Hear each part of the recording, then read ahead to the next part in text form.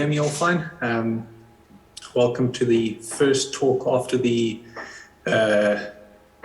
complimentary mid-conference revel. Hope everyone partook in last night all around the country. Good luck for today. I'm going to be discussing planning on how to sustainably abstract groundwater resources and just looking at the same question from two perspectives, really. The point of this talk is really to say that we should be considerate of both of those perspectives when planning the development of a new groundwater resource. So the two perspectives that we're looking at is essentially, if someone has a borehole or a couple of boreholes and they're wanting to know how much can be abstracted from that resource. And so we can look at this from the perspective of a water balance. There's recharge that occurs in an area. There's a certain storage capacity of that area where groundwater is stored, and there's discharges going out of that area. And to ensure that we don't deplete the storage capacity of the area, we can only abstract at a certain rate based on the recharge that comes into that area. And that looks something like this. There's inputs, there's discharges, and maintain storage levels by not over abstracting from storage. From the test pumping side of things, we look at the actual specifics of the borehole. And it usually goes something along the lines of we pump a borehole at a certain rate. What we're really looking at is the rate of drawdown or the decline in water level during that pumping duration, and the recovery afterwards as well is very important. And we're really trying to calculate what rate should we pump at relative to our test rate so that our rate of decline in the water level is in a sustainable manner so that it doesn't reach a certain prescribed point within a certain prescribed period of time. And both of these have flaws in that they don't account for fundamental aspects of the other perspective. So if we look at the water balance side of things, if we have recharge to an area, a borehole's capacity to access that recharge and to access the storage in the area is based on the ability of the material to transmit flow through the area. And that's typically talked about as transmissivity or hydraulic conductivity. But in some extreme cases, you can have highly conductive zones. So when this gets heterogeneous, we have serious problems. So we can have highly conductive zones that access recharge from other areas. And we can also have the inverse, that we have very low conductive zones where even though there is sufficient recharge in the area, the actual borehole that we're looking at can't access that recharge or access the storage.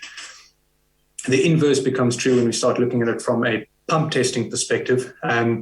If we're looking at a pump testing analysis, we're typically talking about define a certain time period so that we do not reach pump inlet or prescribed available drawdown within that period. And we can do some detailed analysis on that. But what happens after that time period? Have we now removed a volume that isn't going to be replenished, or is it going to be replenished? And the inherent assumption going in is to select a time period so that that volume that's been removed without getting the water level to the pump inlet is going to be replenished at some point in time. If we include our recharge estimations into the analysis, we can make some very, very serious mistakes, particularly talking about sort of the FC method analysis. I won't go into detail on that, but you can do some very fun things playing around with the calculations and make some very, very serious mistakes if you add recharge into those calculations. So just to open this up a little bit more into an example, the aquifer Fermi model is something that was published by the WRC in 2012. And it's essentially looking at recharge percentages of expected annual rainfall, not allowing more than a certain level of fluctuation within a catchment or within an aquifer. There's discharges, there's base flow, and the whole idea is to come up with a pumping rate so that the fluctuation within the aquifer's storage is not exceeded. So I'm going to be looking a bit more in detail at this for a case study in Calvinia later, but just to zoom in a little bit specifically, over here we can see there's a couple of boreholes in and around Calvinia. Their spatial distribution is such that we have to look at several localized areas of recharge rather than looking at entire catchments. So one specific example that I'm going to show quickly over here is the golf course borehole, which is very close to town, and its GRU. And if we look at it in cross-section, we can see I've sort of Mickey Mouse drawn it over here. And this is sort of how we would look at a a groundwater response unit that can access recharge that this borehole might be able to access when we're talking about rainfall and recharging of aquifers. And so we define this area in which to estimate what the inflows in will be, and then we can come up with a volume that is roughly representative of what this borehole could potentially access over long-term averages. What this actually looks like in terms of the input data to the model is you're looking at an average groundwater level, but the main thing is that you're defining a maximum drawdown that can occur over time. You're looking at mean annual rainfall, which is a concern because, as we know, across the country, there have been significant periods of time when we are well below mean annual rainfall, so that can lead to some issues. And essentially, we're looking at making sure that we define a firm yield, which is not going to allow the outflows from the area to be depleted, as well as too much fluctuation within the area that could desaturate the entire aquifer. So just broadly speaking, this is sort of what this looks like. We have a size of the GRU that we define. We look at the recharge going into that, and we look at the firm yield of that recharge that's going into that. Now, the issue is, what happens if we actually pump the borehole at that rate? In this case, the firm yield of that GRE that's defined around the golf course borehole was 2.4 liters per second, but we can clearly see that pumping at 1.7 liters per second in this exact borehole caused over abstraction. So the water levels are repeatedly going to pump inlet. There wasn't good recovery after that, and that red point over there is a reference point of what the rest water level was in that borehole several years ago. So this is highlighting how, yes, there might be that portion of recharge in the area. The borehole is unable to access all of that recharge in the area. And if we look at how this analysis would go from a pumping test perspective, this is now a borehole in Mariville that was tested in 2020. We do a step test on it. You can use a step test for many interesting things, but one of the things that we commonly use it for is to determine at what rate to do a constant discharge test. In this case, a 2-day CDT was done at 1.4 liters per second, and then we do a first and second derivative analysis of the drawdown on that borehole. We select an available drawdown that we don't want to exceed over a long period of time. And we essentially calculate at what rate should we pump the borehole so that we do not reach our available drawdown within a set period of time, and then we start monitoring it and manage it. And so this is the type of recommendations that we can come up with at the end of that, to say, pump the borehole at 0.6 liters per second, pump it continuously. And at the end of the day, we're expecting the water level to be somewhere around 24 meters below surface. And we don't want to exceed a critical point, which we've identified in the test pumping data as the point at which depletion will start occurring at that borehole. And so then to compare this, I've pulled the last month and a half of more than the last half a year now of monitoring data from this borehole. And we can see from the red points over here, plotting against the secondary y-axis, they have been pumping it at 0.6 liters per second like we recommended. The water level during pumping is now just starting to approach the predicted dynamic water level from the test pumping. And we're still well above the critical water level because we know there's quite a lot of space to play in between the dynamic water level and the critical water level. So it lines up quite nicely. Now, what this highlights about a recharge-based calculation for how to use groundwater in this area is the four closest boreholes to this borehole, which are town supply boreholes, and they're fairly close, within half a kilometer, which is sort of smaller than some of the larger numerical models that gets used. This is sort of smaller than a grid size. So the four closest boreholes, two of them are completely unusable, and two of them collectively can sustain about half a liter per second, as opposed to this one by itself at 0.6 liters per second. So, and there's no obvious change in hydrogeology in the area.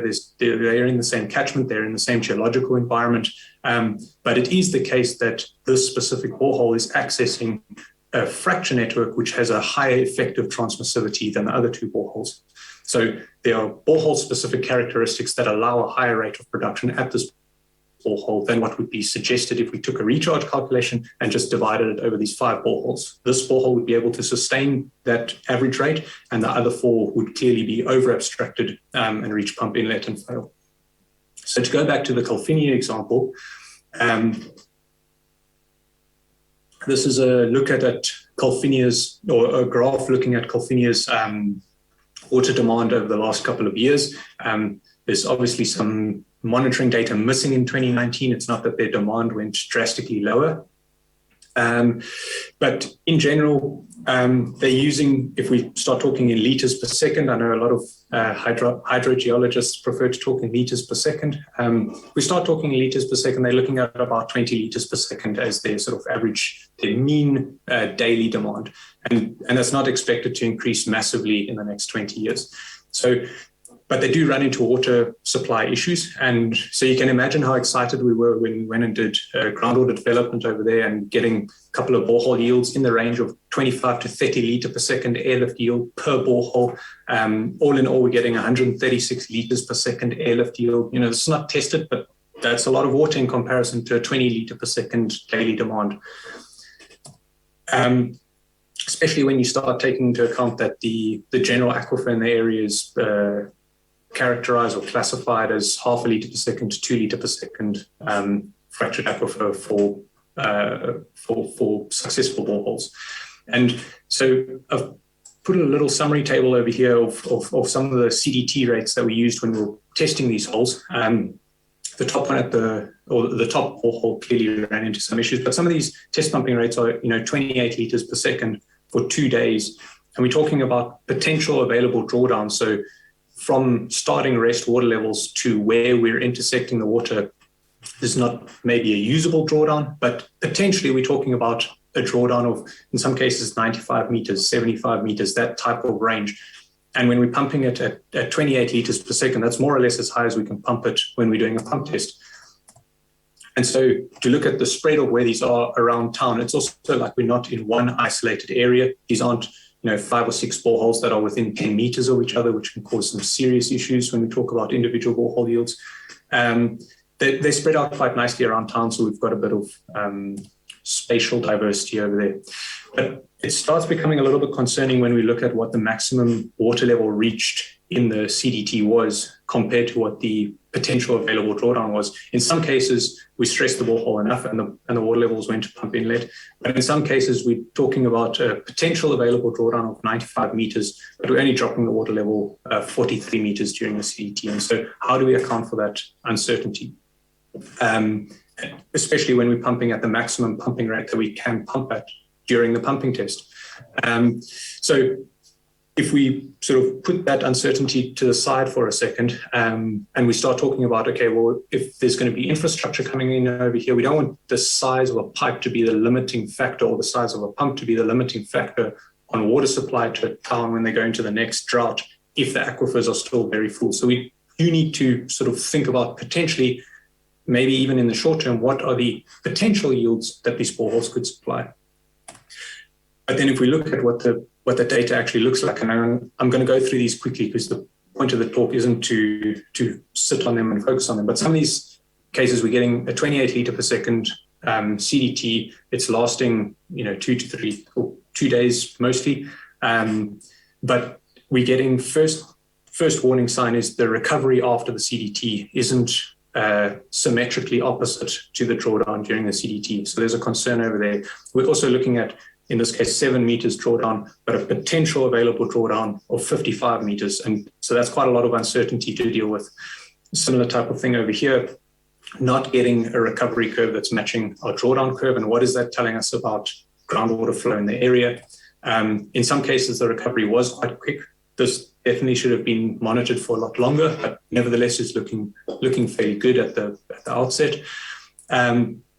And this is a particularly bad example of, I've just put the whole thing into time series to show how bad the dewatering effect was. But, step rates from 5 up to 25 liters per second, a day and a half constant discharge test for 12 liters per second. And if we look at the recovery after the CDT compared to the starting water level, it's quite shocking to look at.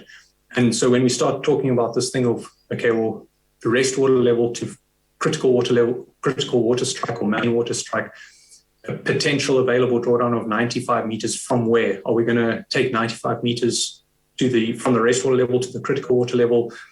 Does that mean we have to wait a couple of years for this borehole to recover before we can start using it? Should we rather look at taking what the final recovery water level was to the critical water level as an available drawdown. How do we deal with this type of uncertainty? What we ended up doing was to bring it together, clustering these boreholes into areas where we could define a groundwater response unit and comparing the potential yield from the CDT analyses to what these potential recharge volumes were. And those results are quite shocking as well. So to look at a cluster of boreholes over here, we're talking about maybe we can get 12.5 liters per second from these. But if we look at the recharge or the firm yield of the recharge to that area, it's 7.2 liters per second. And taking into account there's almost a liter per second already being abstracted by the municipality in that same GRU, we're dealing with about half of the volume that the test pumping indicated potentially could be abstracted is actually going to be recharged year on year, assuming we stick with mean annual rainfall. What happens if we go below that? What if we don't get any for 5 to 10 years? It's even more exaggerated in the south of the area. These are some of the boreholes where we had extremely high CDT rates, 28 liters per second, very little drawdown, not ideal recovery, but rest water level to main water strike is huge. So potentially we have very high yields because when we pump it at very high rates, the water level drops very, very slowly. So what does that indicate? It means, we can pump it at a fairly high rate, the water level is going to drop very slowly and we can put it into production for quite a long period of time. But if we look at the recharge that's coming to that area, we're looking at 2.8 liters per second when we're averaging over a year. So it's going to take a hell of a long time. Once we have removed that volume of water for a couple of years, it's going to take massive amounts of time for that volume to be replenished naturally through rainfall recharge. And so what we ended up doing was to say, okay, let's cluster these into their GRU defined areas. Let's look at what the firm yields are for those GRUs, and then let's reduce abstraction rates so that, and as well as abstraction months per year, so that the final recommendation of how to use these boreholes is within 65 to 75% of that GRU. And that way we can really come up with pumping rates that are not going to exceed the characteristics of the borehole. So we're not going to run to pump inlet based on the borehole specific characteristics. But in terms of the long-term abstraction, we're not going to over-abstract that area, provided it's getting its sort of normal recharge. If it's not getting that, then we have to manage that through the monitoring data that we collect after that. And this is just to look at when we put together a schedule of what that is. The sort of indications is that their average water demand is sort of 1.5 to 1.9 megaliters per day. So we're not talking, that roughly 20 liters per second that I was talking about earlier. And essentially what we're looking at is trying to abstract in surplus during some months so that we can use that, store it in the nearby dam, and with a safety factor get through the months where the boreholes can be allowed to recover during the rainfall seasons, that we can really get the most out of the recovery or the recharge period as possible, and start balancing the town's water demand in this manner. So really what's the conclusion of this? And I realize I'm running out of time a bit, but it's just to say that we cannot only look at things from the perspective of how easily does water flow through an aquifer, and we cannot only look at things from the perspective of how much water is coming back into the aquifer.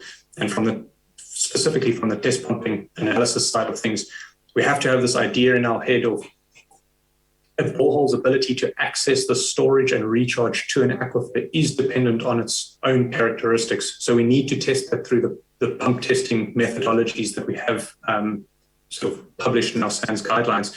But we're assuming that after a given point of time, that volume that has been removed will be replenished through recharge, and that assumption has to be queried at some level or another. From a recharge-based perspective, to say that there's a certain amount of recharge happening in an area is not good enough when we're talking about how to pump a borehole, because the characteristics of the borehole can easily mean that the water level reaches the pump inlet well before the recharge to that area can get to the borehole. And that's based on the hydraulic conductivity or the transmissivity of that aquifer. So we do need those pump testing characteristics. And in the cases where this is true, estimating a sustainable yield of a borehole based on a pump testing analysis will be a more accurate representation of how to use that borehole and calculating bulk recharge factors or bulk firm yield factors in that area. But we do have to take both of those into consideration. And I think I'm totally out of time now. So that's the end of my talk. Thank you very much. Thank you very much, Kes, for a very, very interesting talk. Maybe one very quick comment from the floor. One question from Jared, and then please keep it very quick. I don't want to run very much over time. But we need to discuss. Hi, Kes. Thank you so much. Very interesting, as always. My only question in terms of recharge, how do you delineate the difference between base flow, refilling what you've pumped out, and actual recharge from modern rainfall? Thanks, Jared. Interesting question. Matthias, I'll be as quick as possible. From my perspective, me personally, the honest answer is I haven't got a clue. Sometimes base flow is recharged to an aquifer, sometimes base flow is fed from the aquifer itself, and that equation is happening. You know, you can have a gaining stream where that's happening the other way around. You can look at tests to analyze that, but on the bulk scale that I was talking about, it's there. So I should clarify, the firm yield model or the aquifer firm yield model that I was working with, there are published calculations of this at quite a coarse scale for different catchments across the country. And so I'm just using the input parameters to that model. But that can be calculated with on-site testing. It's probably a good thing to look at when you start looking at it at a much finer scale than the aquifer firm yield model. But it can be both. And so you can't make assumptions about the river being dependent on groundwater supplies, or the groundwater supplies being dependent on the river until that has been tested. And I think one of the easier ways to do that is just piezometric head flow indications in the area, and then you can do tracer testing and stuff like that as well, and comparison of chemical results and that type of thing. I hope that helps as quickly as possible.